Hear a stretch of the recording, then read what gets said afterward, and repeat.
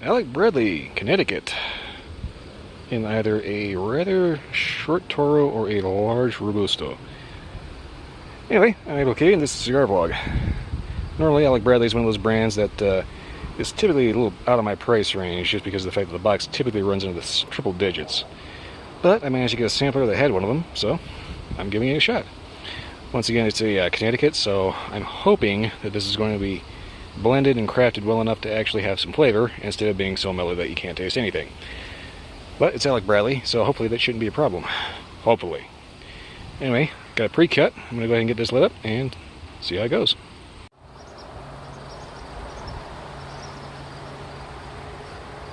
Okay, so first things first.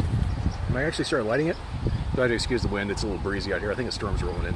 When I started lighting it, I started getting a little bit of aroma, and it smelled actually really good. Taste-wise so far, light, sweet, cedary. Very good start. No spice, no harshness. Just smooth, mellow. So far, looking good. I'm going to smoke this down to about the inch and see how it goes from there. Yep, never fails. Beautiful all week long. What do I pick to review a cigar? The windiest day. Right when the storm's about to blow in. Yeah, go me. So anyway, got an inch down. Typical of Connecticut's, this one is mellow. Very mellow. As in, like, almost so mellow I can barely taste anything. This is the reason why I don't usually buy Connecticut's. Yes, thank you, Wade. I'm trying to hold my hand over where I think the mic is, so I can hopefully get a little bit of a windbreak. Not too sure it's working. At any rate, Connecticut's tend to be really, really mellow, and that's pretty much this to a T. It's earthy, it's got a clean tobacco flavor, maybe a light toastiness to it, but if you like kicking back and just puff it away on something, this will be right up your alley. Especially if you don't particularly care what you're puffing. Thank you, wind. Anyway, I swear, it's like there's nowhere I can stand where I'm not in the breeze. But flavors are not bad. It's just they're really, really muted. Like I said, that's one of the reasons why I typically don't consciously pick up Connecticut cigars. Connecticut shades are just so mellow that there's very little going on. There's a slight sweetness, slight earthy, like I said, slight, light clean tobacco, but at the same time, it's so slight that it's very difficult to pick up on, at least for me. Anyway, I'm going to keep going on just about the halfway point, and hopefully it'll wake up a little bit. And I have no idea if the wind's going to actually cooperate with me or not. Hopefully my camera is actually filming the right way. Yeah, it's kind of been my luck lately. Alright, see you at the halfway. Alright, come up to about the halfway point here. Keep in mind this is kind of a big band, so it looks a little skewed. It is right about the halfway point. The ash did kind of fall off a little earlier than I thought, but I'm going to check up to user error because that was pretty much my fault. I was adjusting it, trying to check out my burn, and it just kind of accidentally tapped and flaked. So I usually use the ash as kind of a comparative example for how well constructed it is. The whole point is if you can get through about half the cigar before the ash falls off under its own weight, then that's well constructed. Or at least long filler. This is definitely long filler.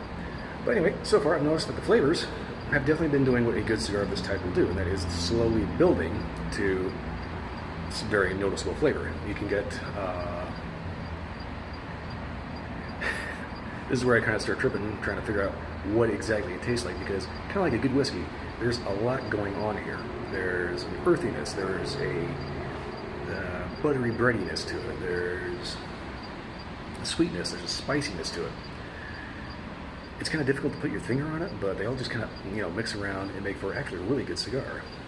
The retrohale's actually gotten kind of neat too. It started off kind of like a very sly kind of cinnamon clovey kind of deal, kind of a holiday spice thing with a subtle fruitiness, and that just kind of punched up a little bit more as it goes on.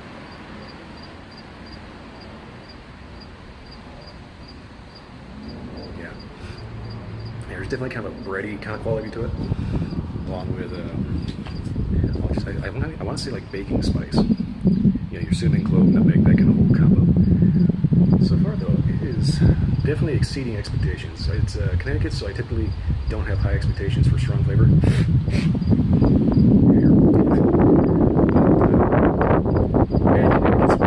End up being bland all the way through. This one starts kind of bland,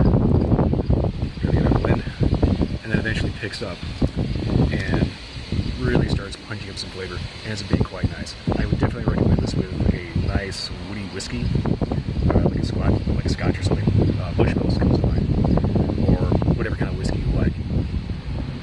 Coffee, maybe. But overall, this is definitely turning into a very good whiskey cigar.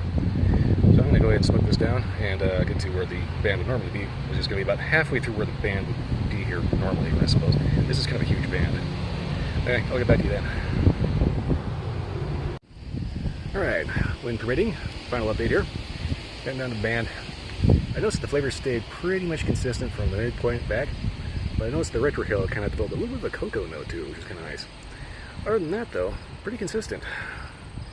Light, smooth, complex, very complex. Definitely excellent with a nice whiskey. I would definitely recommend getting these as like a gift box around the holidays, because the flavors definitely complement that kind of flavor profile that you're going to find there in that time of year. You know, where you get like all your sweet cakes and cookies and all that, and gingerbread, all the nice stuff like that. Or get it during the summer if you just like, having something smooth, mellow, complex, but not necessarily in your face. So it's good for a hot afternoon. It's good for the holidays. Definitely turned out to be a far better cigar than I was anticipating. Being a Connecticut shade, I usually anticipate these things being kind of blah, not bad, just not there. This one definitely has some presence to it. I can definitely recommend these. At the price, though, I'm going to give them not necessarily a proper recommendation. I'm going to say would steal again, because these can be a little expensive. That's it. They're expensive for a reason. Overall, though, coming up with the band, every cigar kind of washes out at this point, so I'm going to go ahead and smoke it down without being a glutton for punishment, and pretty much call it there. Let's try to see if I can think of anything else to add to it, other than good cigar.